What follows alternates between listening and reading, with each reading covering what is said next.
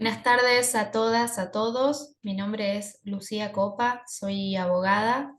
soy docente de Sociología Jurídica y actualmente me desempeño como asesora en la Subsecretaría de Política Criminal del Ministerio de Justicia y Derechos Humanos de la provincia de Buenos Aires. En el encuentro de hoy vamos a tratar de reponer algunos aspectos que espero ayuden, contribuyan a una reflexión más amplia que luego podrán hacer también a través de la bibliografía que les voy a sugerir. Este video, esta presentación tiene como objetivo poder ir hilvanando, comentando algunas de las implicaciones eh,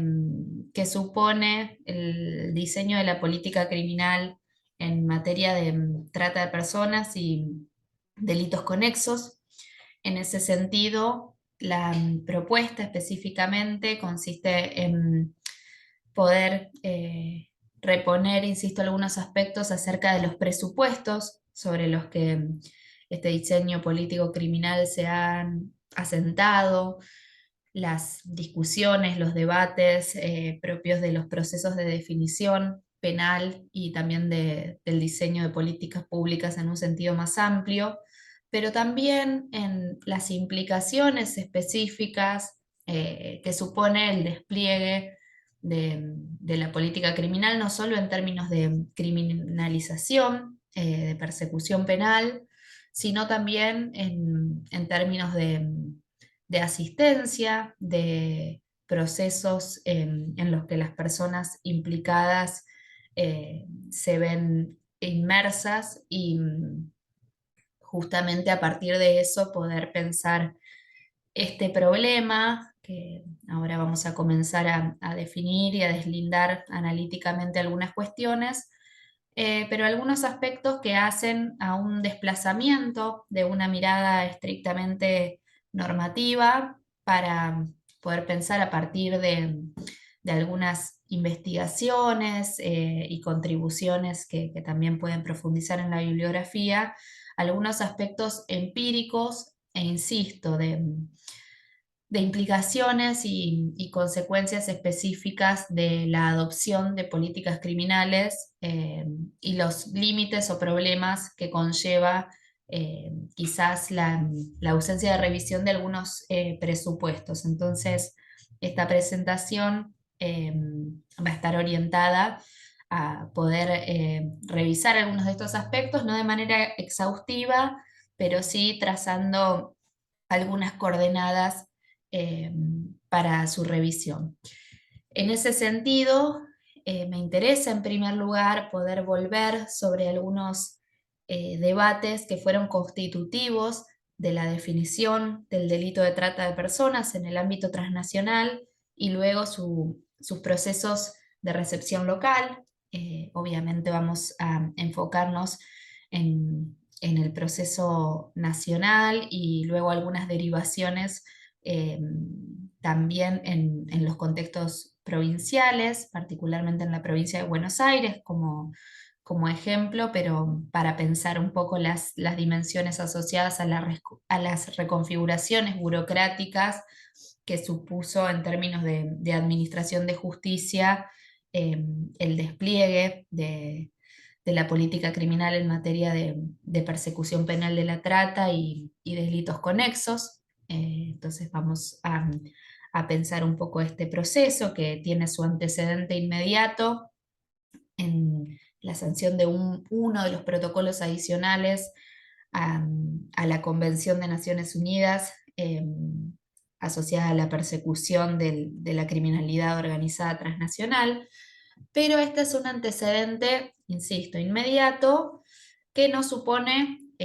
la plena contemporaneidad, podríamos decir, de la emergencia de los discursos y las narrativas asociadas a la trata de personas, eh, pero sí constituye, en tanto antecedente inmediato, los lineamientos fundamentales que luego van a configurar los procesos de recepción local de estas normativas, de esta normativa en el ámbito transnacional. Y por otro lado, La propuesta es, a partir de esta reposición, de esta revisión, poder pensar y pensar las implicaciones de algunas categorías específicas que atraviesan la configuración conceptual y legal y judicial de, de este tipo de delitos, tanto de trata como de sus delitos conexos, como, por ejemplo, una de las categorías que adquiere centralidad en tanto finalidad requerida por la configuración del tipo penal, que es la de explotación. Tanto como acontece como en otro tipo de delitos, pero en este en particular me parece que es muy importante poder reponer, revisar, como mencionaba anteriormente, los presupuestos sobre los que se asienta la política criminal y la revisión de estas categorías que en principio revisten aspectos meramente técnicos o conceptuales, pero cuya revisión resulta fundamental para considerar las tecnologías que se activan y que operan en el modo en el que estos problemas eh, se vuelven visibles y, en definitiva, en cómo se definen sus alcances y la forma en que son conocidos, debatidos y en que se evalúan en definitiva y se implementan soluciones. Entonces, volviendo a la propuesta inicial, la revisión de estos presupuestos me parece que es fundamental para poder pensar las implicaciones normativas, judiciales y políticas del alcance de estos delitos y de estas políticas de persecución. Esto lo menciono, además, ustedes ya lo habrán estado revisando y estudiando a partir de los encuentros anteriores, pero porque partimos de la idea, de la noción de que las políticas, toda política de control del delito, depende para su implementación, para su avance, de la preexistencia. Mencionan algunos autores como David Garland, cuya bibliografía les voy a sugerir como marco, como aporte para situar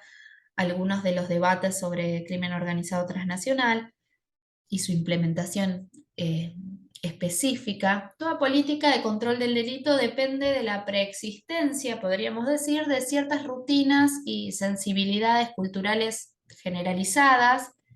que se traducen en factores que van a ser claves para la adopción y la reelaboración en el diseño y la proyección de políticas. Esto quiere decir que cuando pensamos en el diseño de la política criminal, cuando pensamos incluso en el escenario transnacional como un escenario en el cual se definen ciertos lineamientos o coordenadas que luego se van a expandir y van a ser adoptados con particularidades, lógicamente, y atendiendo a las singularidades de cada contexto, estos problemas que demandan respuestas o intervenciones específicas suelen aparecer eh,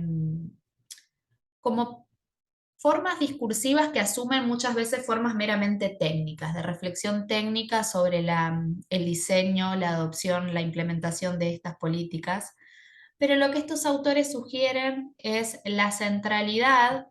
de, de producir o de revisar algunos desplazamientos a la hora de observar y de analizar la emergencia de los problemas y la emergencia también del diseño de las políticas, pensando en estos presupuestos, en estos factores, en estas sensibilidades que habilitan en contextos específicos el avance de algunas normativas o de algunas políticas. Y cuando pensamos en el delito de trata de personas, en la definición del delito de trata de personas, hay dos aspectos que me interesa señalar en primer lugar para pensar sobre todo en el contexto del año 2000, de la sanción que les refería del protocolo de este antecedente inmediato a la legislación nacional, que es el protocolo para reprimir la trata de personas como protocolo adicional a la Convención de Naciones Unidas para represión de la criminalidad organizada transnacional. Y en ese sentido, en el año en el que se sanciona este protocolo, también en el marco de la Comisión de Naciones Unidas de Justicia Penal, es un contexto que se caracteriza, y de eso van a dar cuenta también la proliferación de normativas y de políticas en otros aspectos, por una preocupación creciente, por una profundización de un contexto de migraciones transnacionales crecientes. Esto que digo en resumidas cuentas y de lo cual también hay investigaciones que contribuyen a iluminar algunos aspectos de estos procesos migratorios, van a ser un elemento central para la comprensión también de la proliferación de normativas que en clave penal van a pensar, ¿no? Dentro de esta gran caracterización del escenario transnacional, van a existir manifestaciones específicas que van a abordar justamente las formas de criminalidad emergentes en estos contextos migratorios transnacionales crecientes. De hecho, el protocolo para prevenir, reprimir y sancionar la trata de personas, especialmente de mujeres y niños, como se denominó el protocolo, surge, se sanciona también a la par del protocolo contra el tráfico ilícito de migrantes y también el protocolo para la fabricación, contra la fabricación y el tráfico ilícito de armas de fuego. Entonces, esto lo menciono pensando en estos elementos preexistentes, en estas contextualizaciones que favorecen a la comprensión luego de las definiciones y consecuentemente del alcance de las mismas a la hora de sus interpretaciones. Es un factor muy relevante para comprender estos procesos. En definitiva, la trata de personas, ahora vamos a pensar un poco en su definición específica y sus implicaciones, es una manifestación o se define inicialmente de alguna forma como una expresión de criminalidad organizada transnacional. Es por eso que en el contexto, como mencionaba, de la Comisión para la Prevención del Delito y de la Justicia Penal de Naciones Unidas, se van a sancionar estos instrumentos que van a comprometer a los estados también a la cooperación para el combate, la sanción y la erradicación de estas manifestaciones de criminalidad organizada que van a estar también atravesadas por justamente estos movimientos, estos desplazamientos a través de las fronteras y esta preocupación y atención creciente a estos procesos que se agudizan en este contexto. Entonces, esto en primer lugar quería mencionar, este contexto como un elemento para pensar también en aquello que, como mencionan autores como Joseph Busfield, va a contribuir al surgimiento, estabilización e institucionalización de un problema como problema público. Podríamos decir en resumidas cuentas, después vamos a retomar este aspecto. Contexto de migraciones crecientes. Y por otro lado, movimientos a través de las fronteras. Y por otro lado, otro elemento central a la hora de pensar el diseño de la política criminal vinculada a la trata, que es la gravitación de los debates en torno a la explotación sexual. Si bien el delito de trata de personas y la finalidad de explotación que implica o que es condición necesaria para su configuración como delito puede tener otras manifestaciones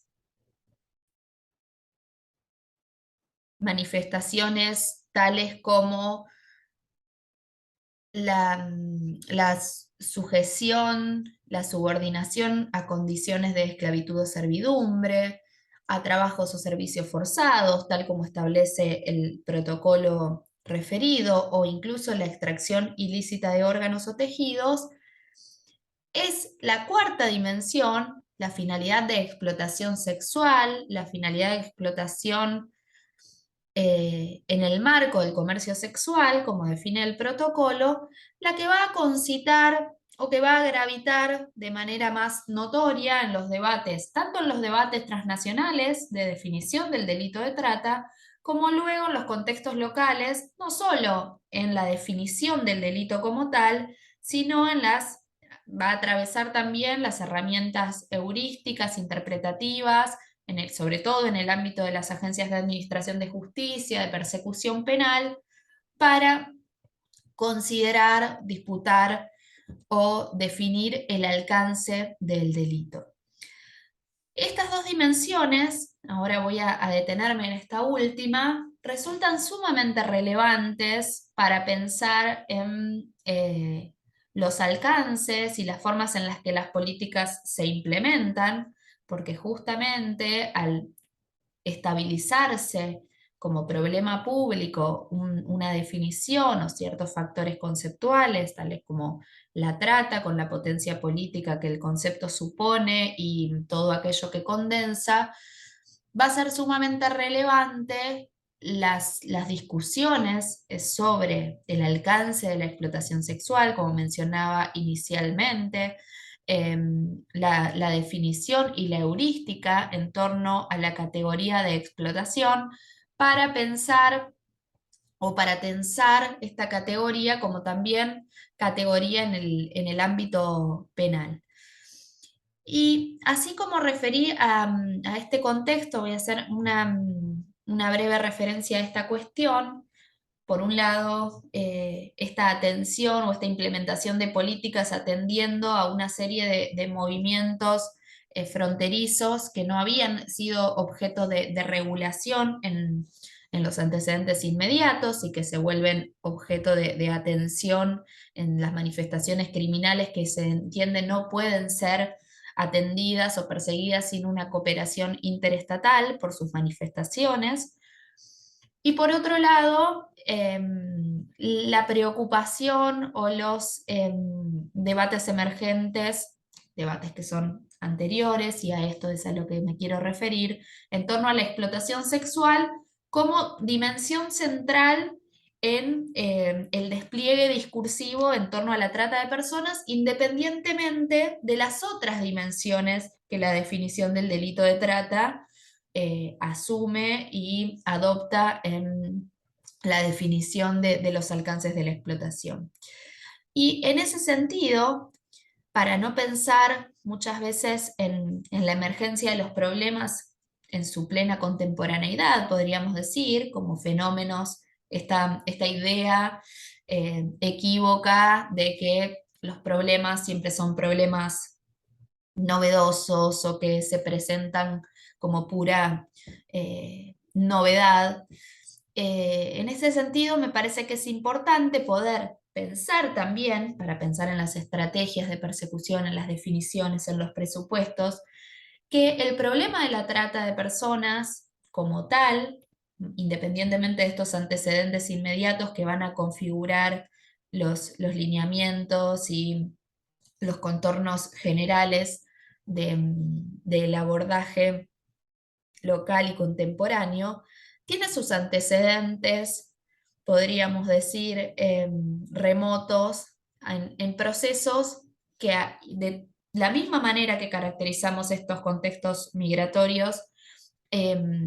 se ubican hacia fines del siglo XIX, principios del siglo XX, periodo en el cual también se traza una especie de geografía moral pensando en los desplazamientos de las personas. ¿Y por qué digo geografía moral? Porque se termina en definitiva sedimentando ciertos sentidos a partir de los cuales empiezan a ser leídos los desplazamientos, sobre todo de países de Europa hacia América del Sur. Hay trabajos muy interesantes que les voy a sugerir en la bibliografía sobre este periodo histórico, pero por lo que me interesa recuperarlo fundamentalmente es porque en estos contextos ya existen o se sancionan normativas y acuerdos a nivel transnacional que configuran antecedentes asociados a el delito de trata, con otras características, pero que los estudios históricos nos aportan para pensar luego las herramientas interpretativas y las estrategias que se despliegan para la persecución penal, atendiendo, como mencionamos inicialmente, como es el marco de estos encuentros y este seminario, atendiendo a los presupuestos que hacen a las definiciones políticas de las categorías luego técnicas o eminentemente jurídicas a través de las cuales pensamos y capturamos fenómenos sociales específicos. Entonces, desde inicios de siglo XX, específicamente en 1904, se firma un acuerdo para la represión de trata de blancas, como se denominaba en ese contexto, atendiendo sobre todo, ¿no?, estos procesos de migración, de movilidad de mujeres desde Europa hacia países de América del Sur. Movimientos o desplazamientos que, de acuerdo a las investigaciones empíricas que se han hecho sobre el periodo, tienen distintas características. Esto es una herramienta, digamos, que podría servir para las investigaciones contemporáneas cuando se piensan los desplazamientos. Y esto es algo que va a tener relevancia a la hora de pensar el protocolo y la definición del delito de trata. Si tiene algún tipo de relevancia la distinción entre movimientos o prostitución forzada o libre. Ahora vamos a ingresar a esta cuestión. Y por otro lado, el Convenio para la Represión de Trata de Personas y la Explotación de la Prostitución Ajena del año 1949, ya de Naciones Unidas. Fíjense que en ese contexto ya hay un anudamiento entre la noción de trata y exclusivamente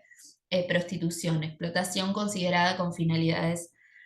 sexuales. Y esto lo mencionaba, lo traía como referencia, teniendo en consideración también lo interesante de la definición en su momento del delito de trata de blancas, pensando en estos procesos en clave también racializada, ¿no? Cuáles eran los desplazamientos, cómo se definía eh, el problema en definitiva a partir de estas claves. Pero por otro lado, me interesaba recuperar, porque es una de las dimensiones a las que quiero hacer referencia, que en el contexto de la definición del delito de trata, en el marco del protocolo referido, va a haber dos posicionamientos antagónicos que van a estar representados por un lado por una organización, la Coalition Against Trafficking in Women, que va a representar un posicionamiento que se denomina a grandes rasgos y con todas las ambigüedades que esta categoría connota, que es el de organizaciones abolicionistas. Esto también supone o ameritaría una digresión histórica para pensar las implicaciones conceptuales de un concepto que hoy es sumamente ambiguo. Pero esta coalición de organizaciones pugnaba en el contexto de Naciones Unidas por una definición amplia que implicara dentro de su definición cualquier forma o expresión o manifestación de ejercicio de la prostitución. Esto quiere decir que la definición que se buscaba instalar era una definición que incluyera todas las formas de reclutamiento y de transporte para el ejercicio de la prostitución, independientemente de que en dicho proceso se hubiese recurrido a la fuerza o al engaño eh, para la comisión del delito, es decir, los denominados medios comisivos. Este posicionamiento, pero fíjense que van a ser tanto este como el próximo que les voy a referir, posicionamientos asociados muy fuertemente al escenario de discusión sobre el trabajo sexual. Discusiones que atravesaban los movimientos feministas desde antes del año 2000, por eso les refería que se conjugan en este proceso de definición tanto las dimensiones de, del contexto de migraciones y las preocupaciones y asociadas a este problema como problema público, pero también a una serie de discusiones que tenían ya algunos antecedentes, especialmente desde la década del 80 en Estados Unidos y la ampliación de las agendas criminológicas hacia la violencia sexual como tópico que había sido ignorado fundamentalmente por los estudios criminológicos. Entonces, por un lado, la gravitación que refiero, y me tomo un tiempo y me parece importante reponer esta disquisición porque va a ser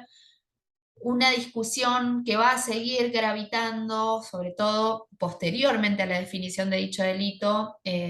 tanto en la recepción como en la reinterpretación, reactualización e interpretaciones por las agencias judiciales. Frente a esta postura, que pugnaba por una definición amplia, existía otra coalición de organizaciones denominadas Human Rights Caucus en ese contexto, que eran organizaciones de trabajadoras sexuales y también organizaciones no gubernamentales, que proponían una definición del delito que de alguna forma introdujera una distinción, por eso hacía esta referencia previamente, entre las expresiones de prostitución, movimientos, desplazamientos forzados o libres. Para esta coalición de organizaciones era necesario introducir elementos jurídicos y conceptuales que tradujeran la diferencia que existía o que atravesaba estos procesos migratorios, estos procesos de movilidad asociados a inserciones disímiles en los mercados sexuales, trayectorias de vida que implicaban proyectos de movilidad. Entonces, en ese sentido, estas diferencias, esta heterogeneidad de experiencias dentro del comercio sexual, entre las que se incluían lógicamente expresiones de prostitución forzada, pero se expresaban como un continuum, podríamos decir, que tenía que traducirse en formas específicas de diferenciación a la hora de pensar en una definición delictual. Entonces, proponían la incorporación de elementos como el uso de la fuerza o el engaño, medios comisivos en definitiva, como condición necesaria para la definición tanto de la trata vinculada al ejercicio de la prostitución como a cualquier tipo de trabajo. En resumidas cuentas, estos posicionamientos, que en términos argumentales, bueno, es sumamente interesante ver sus despliegues, también voy a sugerir en la bibliografía algunos elementos, insisto, no solo para pensar en perspectiva histórica ese proceso, sino también para pensar en claves argumentales que se van reactualizando, en particular en clave local cuando se receptan los lineamientos del protocolo, que finalmente adopta una definición eh, que no está en ninguno de los extremos, no es una definición amplia, en tanto sí incorpora medios comisivos como condición necesaria para la configuración del delito, pero por otro lado, dentro de estos medios comisivos se establece, retomando la idea de la importancia de la reposición de las categorías y la revisión de sus presupuestos, además del uso de la fuerza, de la coacción, del engaño, se establece como medio comisivo posible para la configuración del delito el de abuso de situación de vulnerabilidad, que es un concepto que también va a resultar sumamente ambiguo a la hora de su interpretación por las agencias judiciales. Esta definición es la que finalmente es receptada en el año 2008 en el contexto nacional. De modo que la ley 26.364 de prevención y sanción de trata de personas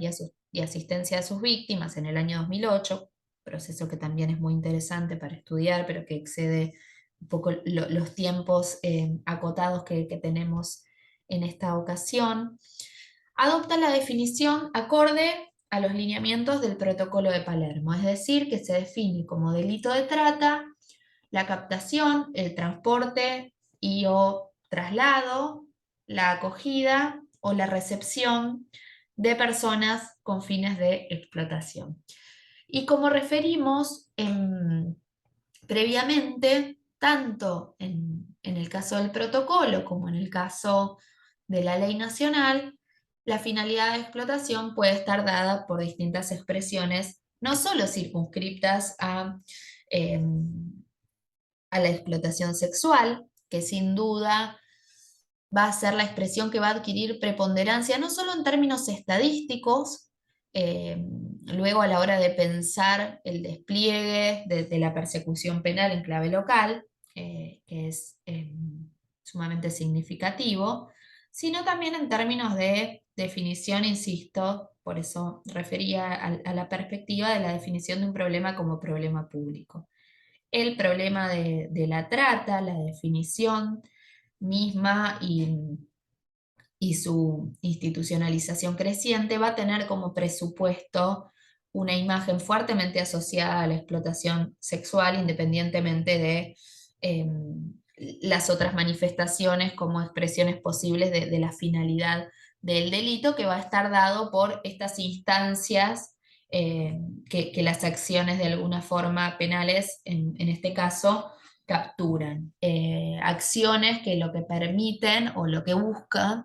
es poder captar aquellas situaciones que se consideraba que eran escurridizas eh, para la legislación o las normativas vigentes hasta ese entonces, teniendo en cuenta los procesos que suponían estos traslados cuando eran forzados.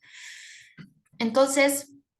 el problema que en este caso podríamos tomar como derivado de aquellas discusiones iniciales era el alcance de la definición. Si bien no se establecía una definición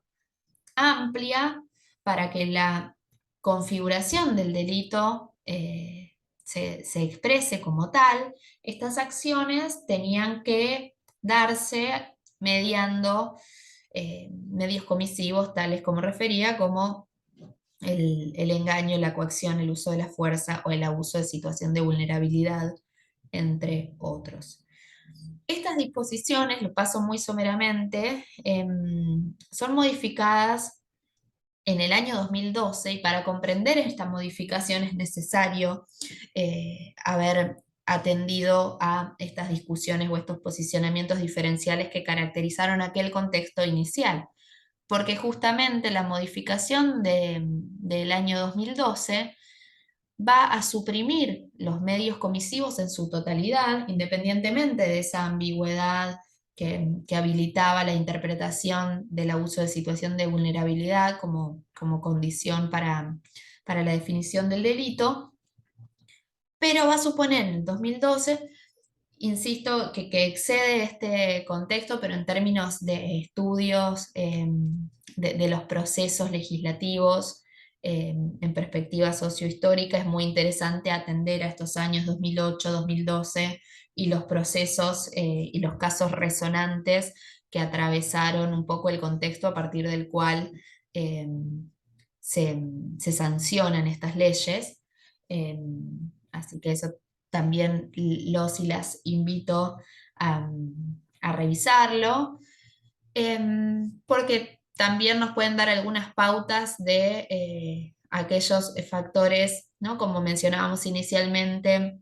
creencias, sensibilidades que van también contribuyendo a la consolidación de un escenario que propicia algunas modificaciones independientemente de los estudios o dimensiones que puedan ser analíticamente interesantes para considerar que es necesario avanzar en una dirección legislativa determinada. Pero en el año 2012, finalmente, se suprimen los medios comisivos y en definitiva el interrogante que subyace y que va a quedar gravitando es el de si es de alguna forma relevante jurídicamente el consentimiento de las personas implicadas en los procesos de trata. Y acá es muy interesante también atender o de alguna forma situar, referir a una consideración que no se circunscribe estrictamente a los procesos asociados a la trata y sus delitos conexos. Cuando digo delitos conexos, me refiero a aquellos delitos que se consideran asociados a las finalidades del delito de trata, que son delitos eh, que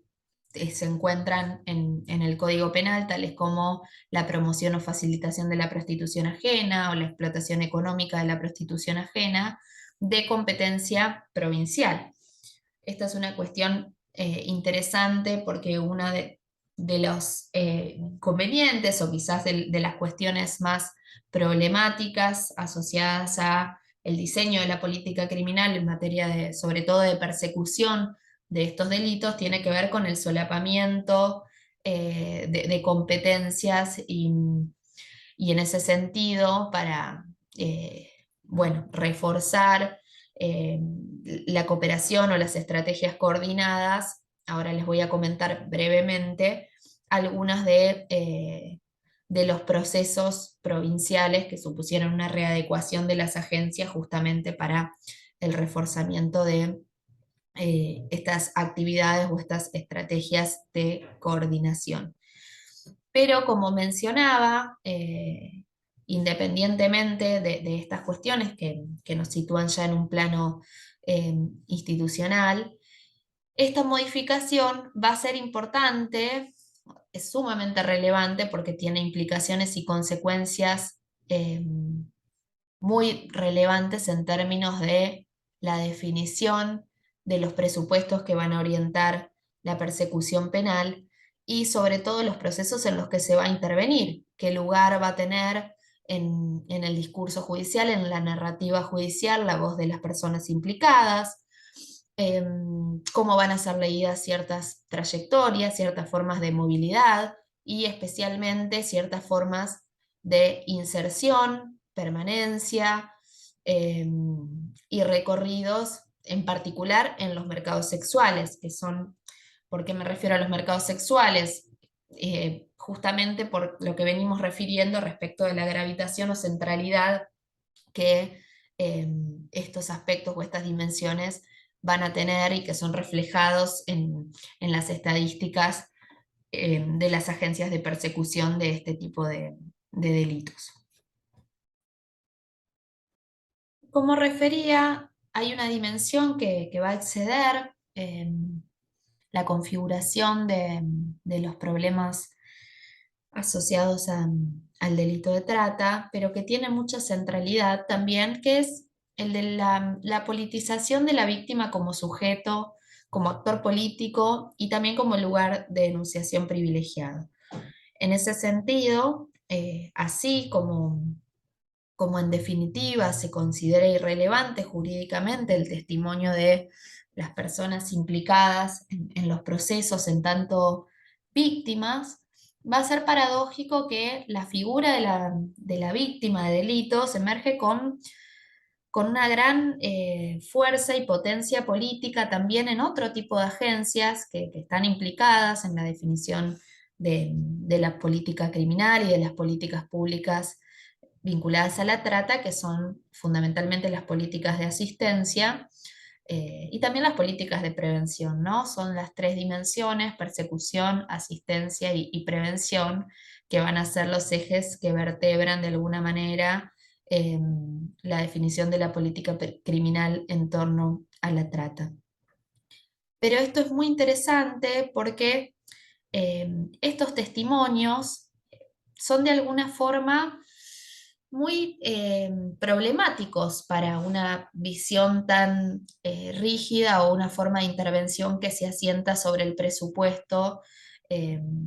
de la omisión de cualquier medio comisivo como factor a ser considerado a la hora de definir un delito, pero también respecto de la irrelevancia jurídica del consentimiento bajo este presupuesto de que nadie en definitiva es capaz de consentir su propia explotación, ¿no? Este axioma jurídico se traduce en este caso en esta irrelevancia del consentimiento,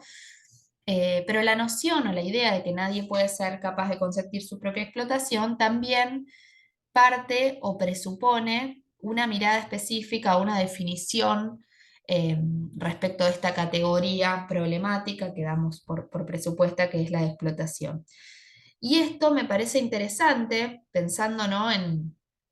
uno de los objetivos de este encuentro, que es el de las estrategias de persecución, pensando en esta noción que estaba representada en el contexto de definición del delito de trata en Naciones Unidas, en la Comisión para la Prevención del Delito y de la Justicia Penal, en ese contexto, que es el de la existencia de un continuum o de distintas expresiones o manifestaciones que hacen a las inserciones y las trayectorias asociadas a, a estos mercados. ¿Y por qué menciono la noción de mercado? Porque es muy interesante para este tipo de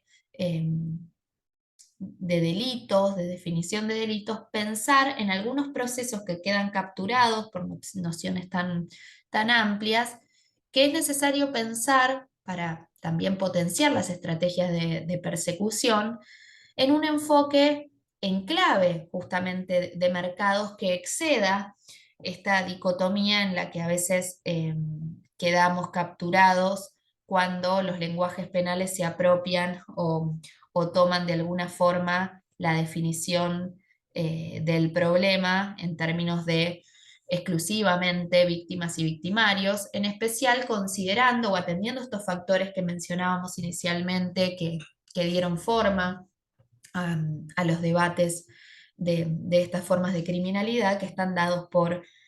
formas disímiles y heterogéneas de movilidad, proyectos de vida, asociaciones vinculares,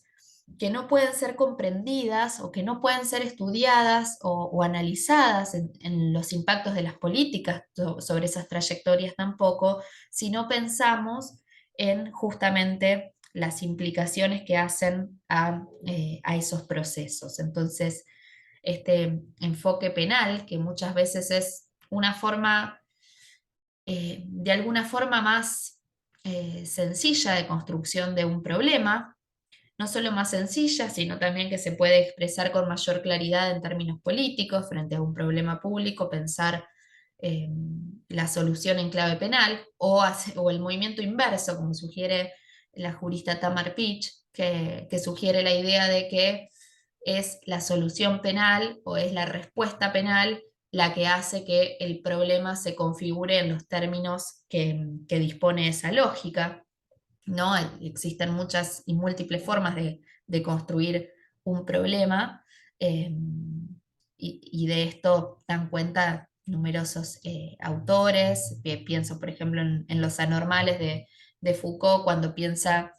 o cuando sugiere algunas claves para interpretar el rol de la psiquiatría y la medicina legal en la construcción de subjetividades, en especial a través de los procesos judiciales,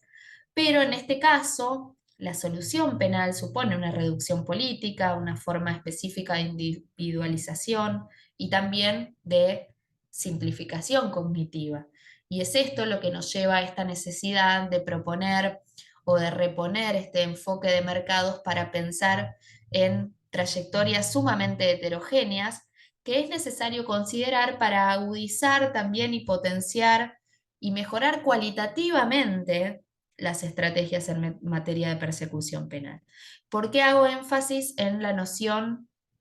de la dimensión cualitativa o del fortalecimiento cualitativo de estas investigaciones?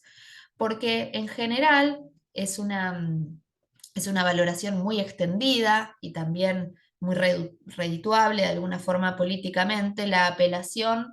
a las cifras o a la producción estadística como base para asentar o para medir la eficacia de la implementación de políticas. Y en este caso, tanto en materia de persecución, ¿no? A través de los procesamientos, de las sentencias, las condenas, como de la asistencia a las víctimas, las políticas de asistencia a las víctimas, que suponen también una contabilización de víctimas asistidas, es necesario esta producción estadística que se vea también reforzada por estos elementos interpretativos que hacen a la comprensión de los casos sobre los que se está interviniendo. Es decir, no podemos medir la eficacia de una política criminal exclusivamente a partir de la producción estadística, que es la que en líneas generales ha orientado o ha contribuido a las definiciones y a las conclusiones sobre la implementación y la eficacia de las políticas antitrata, respecto de las cuales Argentina tiene, digamos, un lugar privilegiado. Esto lo aporto también como para pensar a partir, insisto, de alguna bibliografía que es sumamente interesante para pensar en estas cuestiones, pero pensar en clave de mercados, en clave de trayectorias, en particular considerando que tanto en este caso como en el caso de políticas de persecución en materia de estupefacientes, solo como un dato, digamos, también para contribuir o para poner sobre la mesa, la tasa de criminalización femenina aumenta, cuestión o tendencia sumamente, digamos, contrapuesta a la tendencia general. Entonces, es posible pensar que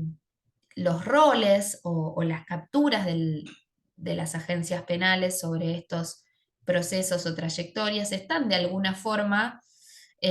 siendo orientados hacia trayectorias de vida que se han organizado en torno a economías informales, no reconocidas, que justamente por esta ausencia de reconocimiento o posibilidad de distinción supone una fácil captura por justamente la amplitud de la definición penal. Y esto, que quizás podría considerarse como estratégico para favorecer una persecución eficaz, es decir, ¿no? el argumento de no invocar o no necesitar acreditar medios comisivos y demás, tiene como contracara que la persecución penal no necesariamente esté claramente orientada hacia grandes redes criminales, sino también a aquellas trayectorias de las cuales conocemos poco, trayectorias, proyectos de movilidad, especialmente en contextos de precarización de la vida que hacen, ¿no? A una organización también de economías informales, familiares y comunitarias en las cuales en este caso, el trabajo sexual es una de las expresiones que pueden caracterizar estos procesos y estas trayectorias y proyectos. Entonces, en ese sentido, nos parece sumamente importante reconsiderar algunos de estos aspectos, ¿no? De estos procesos que no son, insisto, procesos meramente normativos o procesos meramente técnicos en su definición y configuración, sino que tienen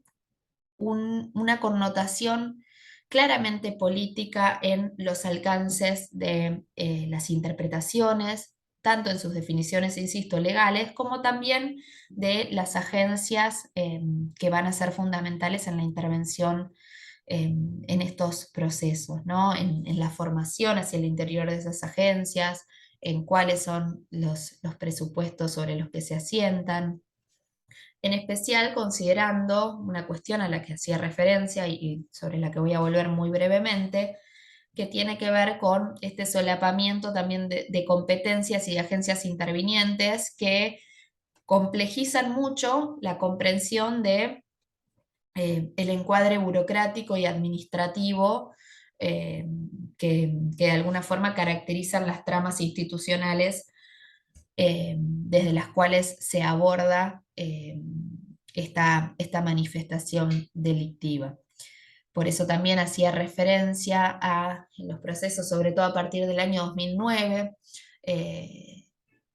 en clave provincial, podríamos decir, a través de resoluciones de los ministerios públicos provinciales, en particular de la provincia de Buenos Aires, que supuso una reconfiguración burocrática, una readecuación en pos de mejorar la coordinación de las estrategias investigativas, con lo cual, a partir de eso, cada departamento judicial tiene una fiscalía especializada en este tipo de manifestaciones criminales, lo cual hace a también una complejización creciente de las agencias intervinientes, sobre las cuales, insisto, independientemente de la producción estadística sobre sus intervenciones, es necesario poder profundizar en la información cualitativa, en la producción de conocimiento empírico sobre las operaciones de clasificación y de categorización que estas agencias realizan, en especial considerando estas categorías que revisamos hoy muy someramente, pero también en el trazado de perfiles de personas implicadas tanto en posición de víctimas como de victimarios en este tipo de delitos, y también en la comprensión de